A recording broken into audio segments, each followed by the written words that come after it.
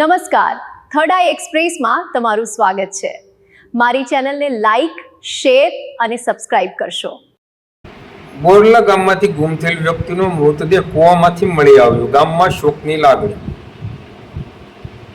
આજરોજ તારીખ 22 એપ્રિલ 2024ના બુધવારના સાંજે 6 વાગ્યાના સમયે છેલ્લા 5-6 દિવસથી ગુમ થયેલ વિનુભાઈ ગોહિલનો મૃતદેહ મળી આવ્યો છે। મળતી માહિતી મુજબ વાત કરીએ તો વિનુભાઈ ગોહિલ અચાનક ગુમ થઈ જતા પરિવારજનો અને ગામજનો દ્વારા તેમની શોધખોળ હાથ ધરવામાં આવી હતી। આ દરમિયાન આજે બોરલા ગામના નજીક આવેલા પાણીના કૂવામાંથી તેમનો મૃતદેહ મળી આવ્યો હતો। ઘટનાની જાણ થતાં જ સ્થાનિક લોકો મોટી સંખ્યામાં ઘટના સ્થળે પહોંચ્યા હતા અને ગામમાં શોકની લાગણી છવાઈ ગઈ છે। પોલીસને માહિતી મળતા જ પોલીસની ટીમ પણ ઘટના સ્થળે પહોંચવાની તૈયારીમાં છે।